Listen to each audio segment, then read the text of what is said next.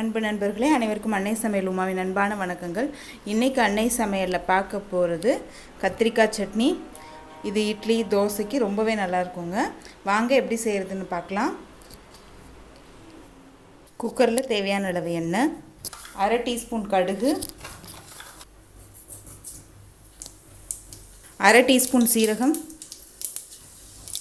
கொஞ்சம் கருவேப்பிலை, கொஞ்சம் பெருங்காயம், ஒரு வெங்காயத்தை சேர்த்துக்கலாம்.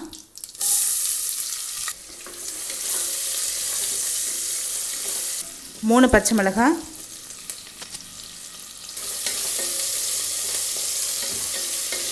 ஒரு தக்காளி,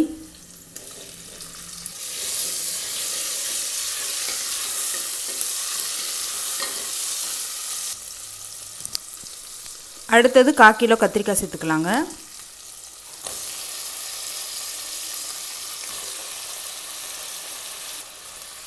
ஒரு உருளைக்கிழங்கு,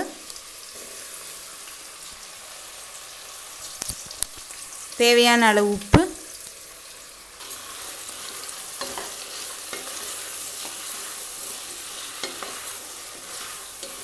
கால் டீஸ்பூன் மஞ்சள் தூள்,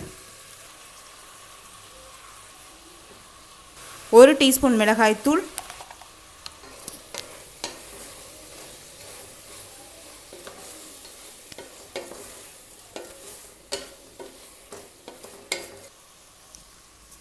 தேவையான அளவு தண்ணி,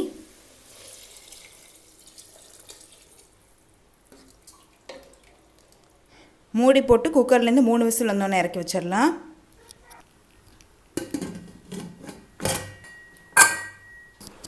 குக்கர்லேருந்து 3 விசில் வந்துருச்சுங்க.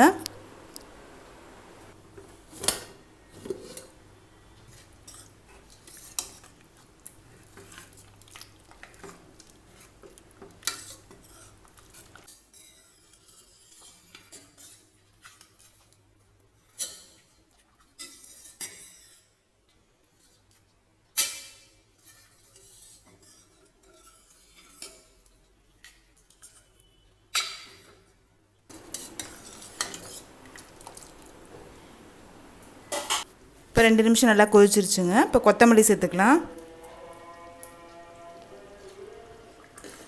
கத்திரிக்காய் சட்னி ரெடி ஆகிடுச்சு. சர்வ் பண்ணிடலாம். சுவையான கத்திரிக்காய் சட்னி ரெடி ஆகிடுச்சு. ரெசிபியை ட்ரை பண்ணி பாருங்கள். கண்டிப்பாக உங்களுக்கு பிடிக்கும். ரெசிபி பிடிச்சிருந்ததுன்னா வீடியோவை லைக் பண்ணுங்கள், கமெண்ட் பண்ணுங்கள், ஷேர் பண்ணுங்கள். இதுவரைக்கும் அன்னை சமையல் சேனலை சப்ஸ்கிரைப் பண்ணாதவங்க மறக்காமல் சப்ஸ்கிரைப் பண்ணுங்கள். தேங்க்யூ. அன்பு நன்றி.